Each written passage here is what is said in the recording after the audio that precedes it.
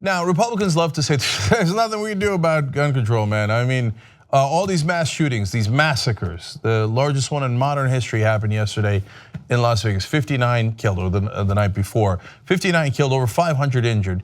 And the Republicans' answer to it is, I don't know. Why? Because they get paid by the NRA to not do anything. So they're deeply corrupt and they don't mind playing with your lives. But they can't say that. So what are they going to say? Oh, mental illness. Now, do we know if this guy was mentally ill or not? Nah, it doesn't matter. It doesn't matter. That's our standard excuse. But you're going to want to wait to see what the reality is. First, they asked Paul Ryan, hey, are you going to do anything about this? I mean, when one person dies from terrorism in the country, that is really important. We all go to do something about it. And Paul Ryan and Trump go out there, oh my, we have to fix this, the travel ban and the more bombings and stuff. 59 people died. No, I'm not going to do anything about it. But they've got their standard excuse. So go ahead, Paul. What's your excuse? Yeah, I think one of the things we've learned from these shootings is that often underneath this is a diagnosis of mental illness. This is why we spent years working on mental illness with reform, Congressman Murphy's bill. And that's why the House of Representatives passed landmark mental health reform just a year ago. That law is now being implemented. So I think it's important that as we see the dust settle and we see what was behind some of these tragedies, that mental health reform is a critical ingredient to making sure that we can try and prevent some of these things from happening in the past. So that's just one example of the things that Congress has done to make sure that we can try and get ahead of these problems. Don't do anything about guns. Okay, the guy had 23 guns and at the hotel, he had 19 at home. But don't do anything about guns. Did he kill people with mental health? No, he killed them with guns and bullets, but don't do anything about it. But that's okay, let's pretend to do something about mental health. But wait a minute, I thought there was a bill about mental health and that you actually prevented people having their guns taken away if they have mental health issues. Well, anyway, let's find out, because a couple of reporters are going to ask him. Watch. Was it a mistake to make it easier for mentally ill people to get a gun? Nicholson. We rolled back the proposed rule allowing for Social Security to cross-check people whose benefits are being paid to third parties because they're considered mentally defective, to allow that cross-checking and go with the NICS background. Yeah, there were people whose rights were being infringed, and that wasn't just. It's a little more complicated than you're describing. You don't think that goes in the opposite direction of what you just said, though? Protecting people's rights was very important, and that's what that issue was all about.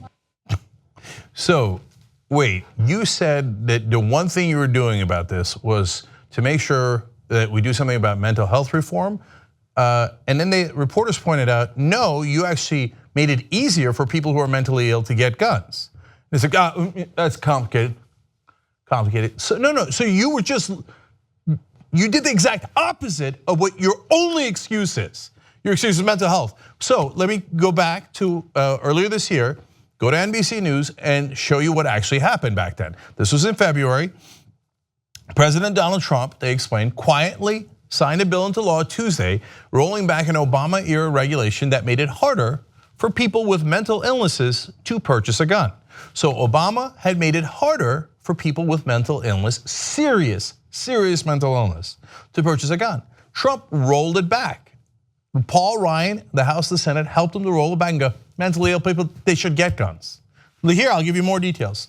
The rule, which was finalized in December, added people receiving Social Security checks for mental illnesses and people deemed unfit to handle their own financial affairs to the National Background Check Database.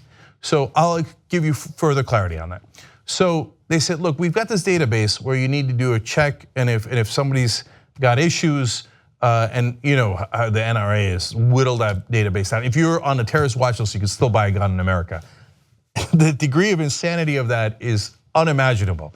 Gee, there's nothing we could do. How about we don't let the guys on the terrorist watch list have a gun?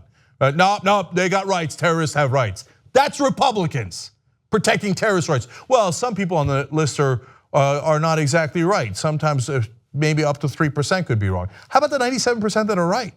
How about you fix the 3% instead of saying let all the terrorists have guns? But in this case, it's about mental illness, their number one excuse. And this is for a category of people that are getting Social Security, but they have been adjudicated to be so mentally ill that you can't trust them with their own money. They need someone to handle their financial affairs for them, so you can't even give them a Social Security check. The Republicans said and passed a law saying, even though they're not mentally fit to handle a single dollar, we want them to be able to buy guns.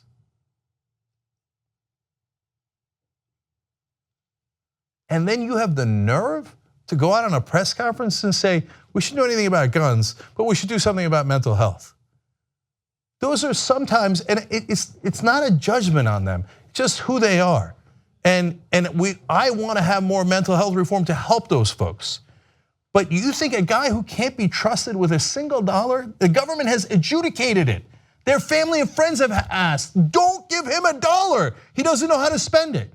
Give him a gun? Give him a gun? No, these guys, they're so corrupt. It's not that they're just, I mean, it's easy to joke around and say, well, they're mentally ill. They're not. They're just corrupt and they don't care about your lives. As long as they get that NRA check, they don't give a damn about you and your loved ones. If you get shot by someone who's mentally ill, take it, whatever, let's go to our steak dinner. Here, I'm gonna give you more details. Both the House and Senate last week passed a new bill, HJ Resolution 40, revoking the Obama-era regulation. Trump signed the bill into law without a photo op or fanfare. On the same day, back in February, he actually did huge photo op for other bills that he signed and other executive orders that he signed. But when he came to that, they're like, they put it in a footnote. Why? Because they know that what they did was abhorrent. They know they did it for the NRA checks. So they didn't want a photo op of Trump signing that because they know that the next time somebody who's mentally ill shoots someone, people are gonna say, hey, wait a minute, didn't you want the mentally ill to have guns? And so they don't want a photo op of that. They have no conscience whatsoever. At the time, one last quote from NBC News. The National Rifle Association, quote, applauded Trump's action. I wonder if they're still applauding. So the next time you see a Republican out there, or a Democrat who is also funded and bribed by the NRA, talking about how there's nothing we can do, the real issue is mental health, know that they are lying through their teeth. They are the swamp, they are the corrupted. They just took the money and they said, yes, we don't care how mentally ill you are, we don't even care if you're a terrorist. As long as our gun manufacturers that pay our campaign donations are making money off of your death, you have at it, Hoss. Give them the guns, give them whether they're mentally ill or terrorists, and if they kill you or your loved ones, we don't care as long as we cash the check. That's who Paul Ryan is. Help us build independent media together. Come join us, tytnetwork.com/join.